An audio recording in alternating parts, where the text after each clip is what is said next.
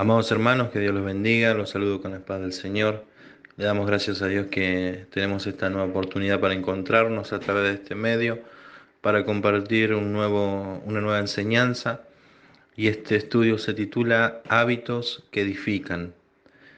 Y vamos a leer Primera de Corintios capítulo 10, verso 23, que declara: todo me es lícito, pero no todo conviene.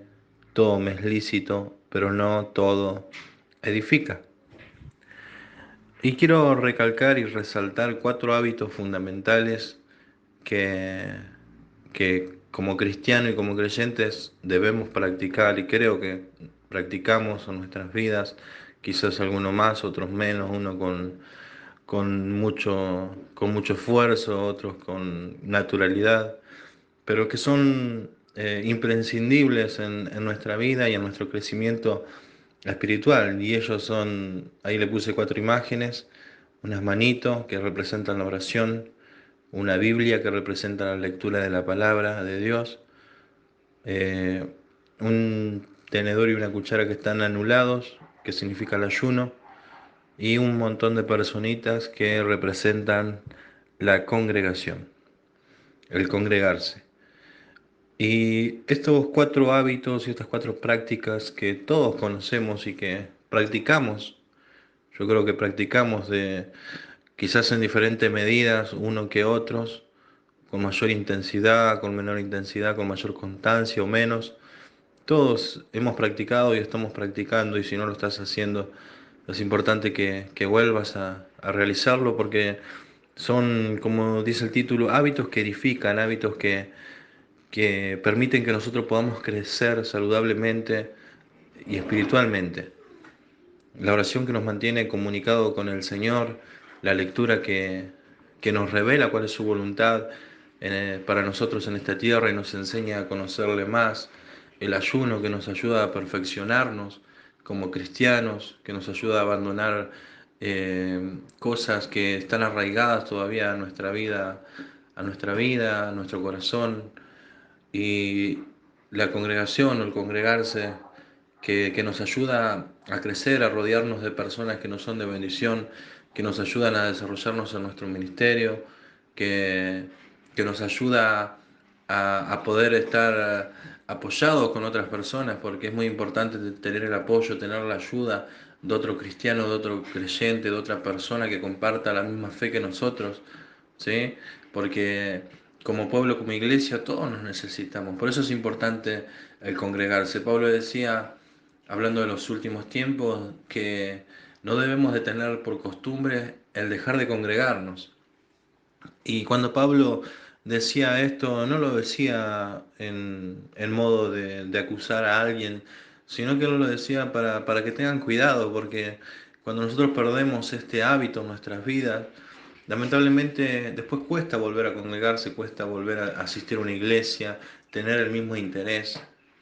Y al no congregarnos perdemos en cierta manera, más allá de que hoy vivimos en el tiempo de las redes sociales, de las comunicaciones, perdemos la comunión unos con otros, perdemos lo hermoso de poder alabarle y bendecirle juntos en la iglesia, y, y nos comenzamos a enfriar y comenzamos a querer saber menos con acercarnos a la casa de Dios, ni hablar de ayunar, de leer, de orar, ¿sí? Porque son hábitos que van de la mano unos con otros, que nos ayudan mucho para que nosotros podamos crecer espiritualmente, para que podamos madurar, para que podamos alcanzar, ¿sí?, la estatura del varón perfecto, que es Cristo Jesús. Saben que nuestro punto máximo o nuestra meta personal como, como personas aquí en la tierra es perfeccionarnos para alcanzar a asemejarnos cada día más a Él.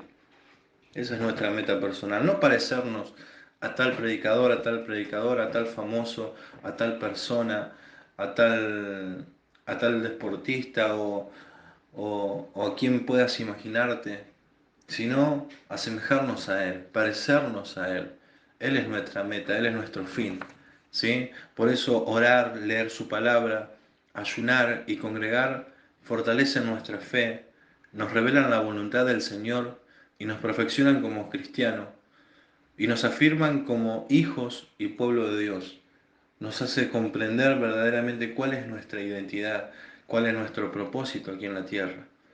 Por eso es importante que nosotros permanezcamos en estas enseñanzas, permanezcamos en estas prácticas y podamos no solo aplicarlas a nuestras vidas, sino enseñarles a otros e instarlos a que participen de ellas.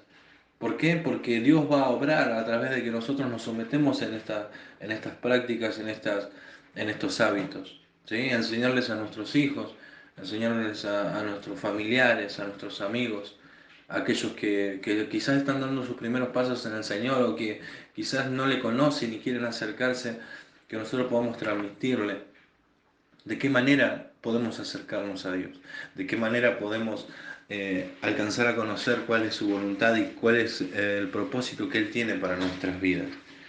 ¿Sí? Y quiero que veamos cinco puntos muy importantes para que nosotros podamos llevar a cabo este hábito y este estilo de vida como verdaderos creyentes y cristianos que somos.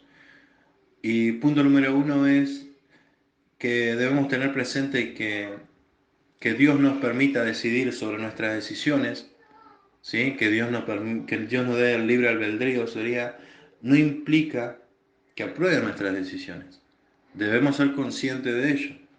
¿Sabes que muchas veces nosotros creemos que como Dios, hoy lamentablemente según una iglesia a nivel mundial, liviana, vana, que se desvía de la palabra, que lamentablemente trata más de asemejarse a lo que es el mundo que en vez de asemejarse a lo que dice Dios en su palabra.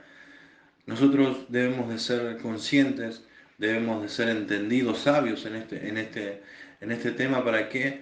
Para que podamos tomar buenas decisiones, sabiendo de que Dios nos va a permitir tomar malas decisiones, que Dios nos va a permitir dejar que elijamos lo que queramos, sí, los va a dejar, pero nos va a pedir cuenta, pero va a traer consigo una consecuencia que lamentablemente después con el paso de los años terminamos lamentando.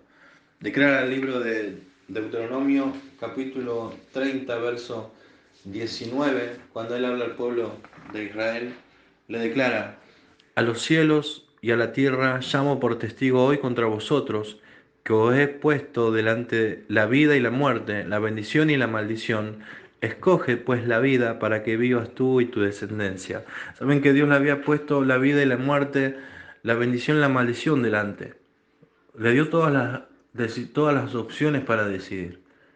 Le dio el libre albedrío para que el pueblo elija. Pero sin embargo Él les aconsejó que eligieran la vida. ¿Para qué? Para que vivan ellos y su descendencia. Por eso es muy importante que seamos conscientes de que las decisiones que hoy tomamos no solo nos afectan a nosotros, a nuestra vida personal, sino también a nuestra familia, sino también a nuestra descendencia, a los que nos rodean, a aquellos que forman parte de nuestras vidas. Amén. Punto número 2.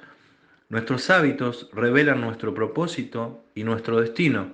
Declara Mateo 16, verso 24.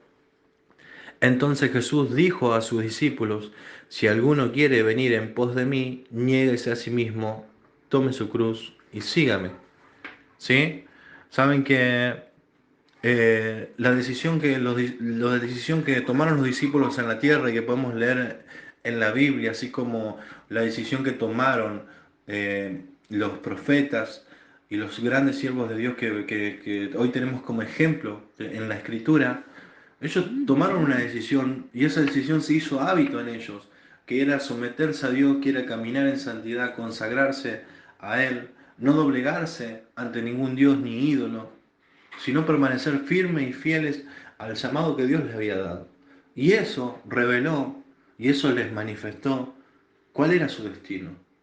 Saben que cuando nosotros vemos que estas personas eran intachables, tenían inevitablemente un destino glorioso, buscaban no solo agradar a Dios, no solo llegar a cumplir y a complementar su voluntad, sino que esperaban un final glorioso, un eterno vivir de gloria con el Señor. ¿Sí? Porque eso nos revela nuestro comportamiento, porque yo le pregunto: ¿usted por qué se cuida? ¿Usted por qué lee? ¿Por qué oramos? ¿Por qué nos congregamos? ¿Por qué buscamos la santidad? ¿Por qué nos consagramos? ¿Por qué? Porque nosotros estamos buscando un destino. Estamos buscando un destino que es estar en la eternidad con nuestro Señor. Amén. Por eso podemos ver en las personas que según su comportamiento vemos que se encuentran sin propósito o con un propósito confuso y un destino de lamentación. Amén. Pero nosotros, para la gloria de Dios y por su pura gracia, que nos encontramos en la senda correcta y que practicamos y que nos esforzamos por caminar en la palabra y llevar una vida agradable a Él, nos espera un final glorioso. Amén. Punto número 3. Los hábitos nos hacen o nos deshacen, nos edifican o nos destruyen. Sé sabio. Efesios capítulo 5, verso 15 al 16 dice: Mirad pues con diligencia cómo andéis, no como necios, sino como sabios, aprovechando bien el tiempo porque los días son malos. Amén. Saben que esta palabra quizás usted la escuchó un montón de veces y la palabra nunca deja de ser. Y cada vez que pasa más el tiempo se hace más real.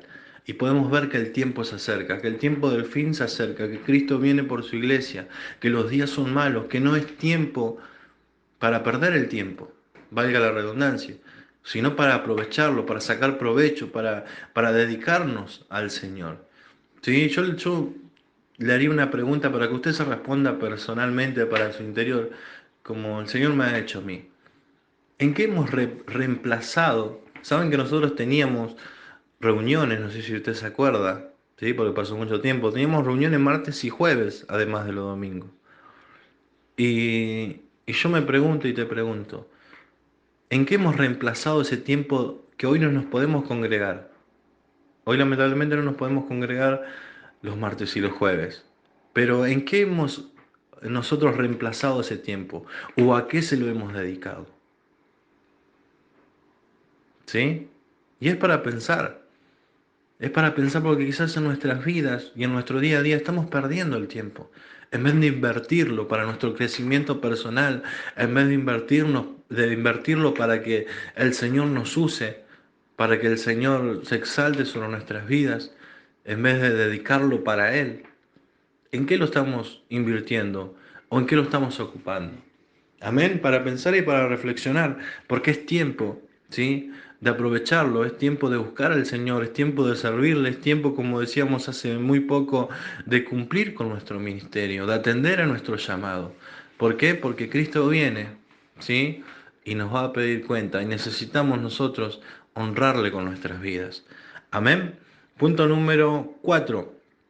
Los resultados no son inmediatos, sé constante. Saben que cuando nosotros creemos y muchos dejan de practicar estos hábitos que veíamos al principio, porque no dan resultados inmediatos, porque piensan que, o pensamos muchas veces, porque yo también lo he pensado, que por un día de ayuno voy a cambiar totalmente, o porque leí un día la Biblia, ya puedo ser un gran predicador, o porque he orado 2 días seguidos en lo secreto, puedo salir a orar a las plazas, a las casas, o porque he congregado, ya soy una semana ya soy el mejor cristiano de la iglesia. Y no, no es así, sino que todo esto lleva un tiempo.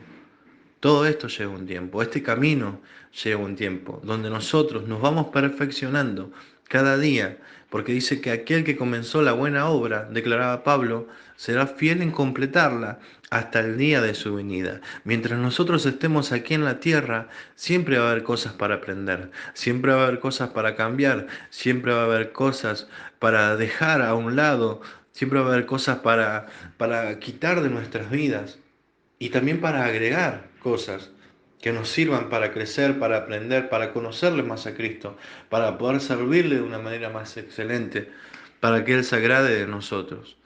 Amén. Por eso es importante la constancia, como declara el libro de Primera de Corintios capítulo 15, verso 58. Así que, hermanos míos, amados, estad firmes y constantes, creciendo en la obra del Señor siempre, sabiendo que vuestro trabajo en el Señor no es en vano. ¿Sí? Pablo hablaba a los corintios y les decía, estén firmes y constantes, creciendo en la obra del Señor. ¿sí? Manténganse en firme sobre lo que están haciendo y sean constantes. No sean de doble ánimo, no trabajen un día sí, otro día no. No bajen los brazos, no dejen nada por la mitad, sino esfuércense cada día. ¿Por qué? Porque el tiempo que nosotros invertimos en el Señor, todo aquello que nosotros hacemos para Él, no es en vano. No es en vano, como vamos a ver en el siguiente punto. Quienes se dedican y se someten a Dios obtienen resultados asombrosos y provechosos. No es nada en vano, declara el libro de Primera de Pedro, capítulo 5, verso 6. Humillaos pues bajo la poderosa mano de Dios, para que Él los exalte cuando fuere tiempo. Es necesario que nos sometamos. Solamente aquellos que se someten, solamente aquellos que dedican tiempo al Señor, que pasan tiempo para aprender más de Él, tiempo en oración para estar comunicados con Él, aquellos que buscan cada día agradarle, hacer su voluntad, con errores, con fallas, porque nadie es perfecto aquí en la tierra, pero con un corazón sincero y un corazón diligente, buscan alcanzar la voluntad del Señor, buscan hallar gracia delante de sus ojos.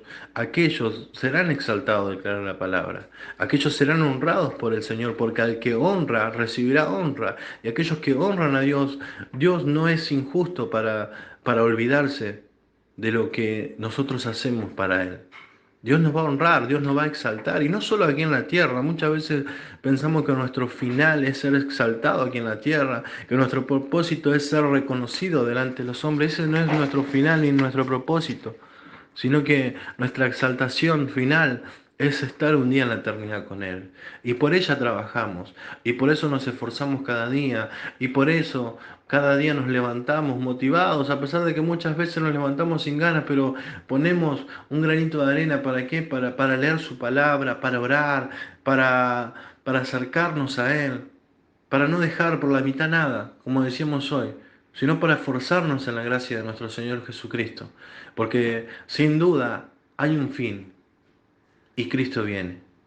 Y necesitamos permanecer y caminar bajo estos hábitos y caminar ejerciendo estas prácticas que veíamos al principio, la oración, la lectura, el ayuno y la congregación, nos van a ayudar y te van a ayudar mucho a crecer, a afirmarte, más en este tiempo difícil que estamos viviendo, porque los días son malos y seguramente, como declara la palabra, serán peores y se agravarán, pero aquellos que permanecen hasta el fin, ese será salvo.